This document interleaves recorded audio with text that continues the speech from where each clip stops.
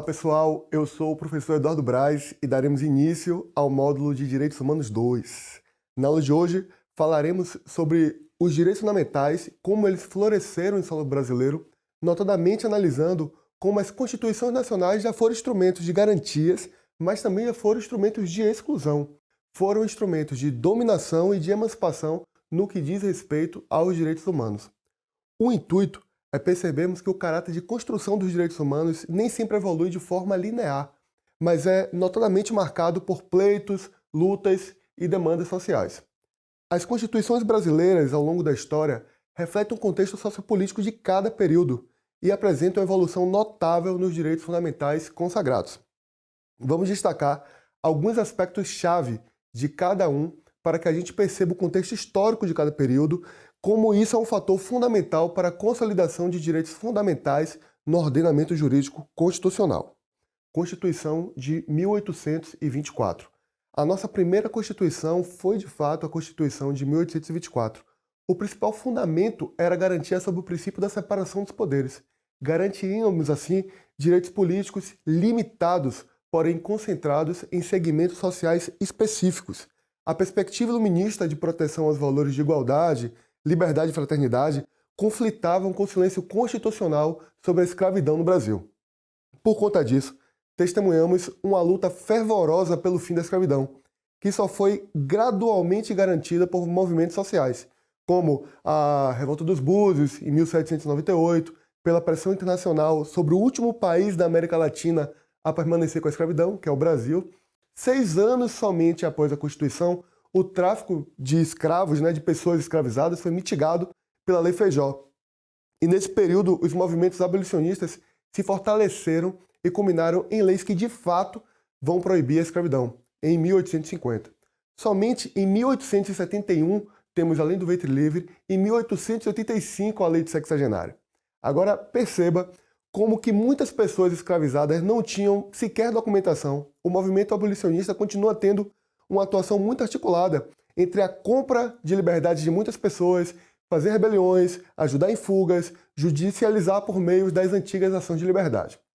A Constituição de 1891.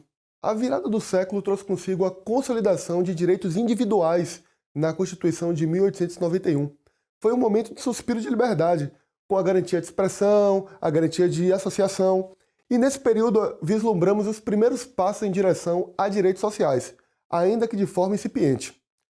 A nossa terceira Constituição são as Constituições da Era Vargas, a de 1934 e a de 1937. Constituição de 1934. No período da Era Vargas, a Constituição de 34 marcou um breve período de esperança. Experimentamos a ampliação de direitos políticos e os primeiros sinais de constitucionalização dos direitos sociais, como voto secreto, voto feminino, enunciação de direitos trabalhistas, educação como direito fundamental para todos e assegurado pela família e pelo poder público.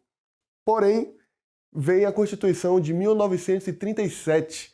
Acontece que o dia 10 de novembro de 1937 marca o fim da Carta de 34 e temos um período marcado novamente pelo centralismo autoritário com restrição de liberdades democráticas, se iniciando assim o Estado Novo.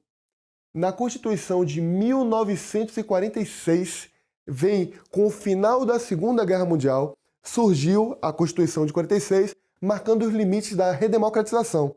Foi um período de esperança renovada, com garantia de direitos individuais, criação de instituições cruciais para o mundo do trabalho, como a criação do Tribunal Superior do Trabalho e do Conselho Nacional do Trabalho. E nesse período passamos pela redemocratização. E por se tratar de um período autoritário de pós-guerra, de enaltecer as garantias de direitos individuais e direitos políticos. Constituições de 1967 e 1969. Contudo, esse período democrático foi efêmero. O golpe de 64 trouxe consigo constituições em 67 e em 69, caracterizando uma ditadura institucionalizada. Liberdades civis foram restringidas drasticamente. Testemunhamos um período sombrio na história do Brasil. Há uma restrição significativa de liberdade civis e política e o controle estrito sobre as manifestações de movimentos sociais. Constituição de 1988. Direitos em fartura na redemocratização. Finalmente, chegamos à joia da coroa, a Constituição de 1988, Constituição Cidadã. Nesse momento de redemocratização, testemunhamos uma consagração rica de direitos fundamentais.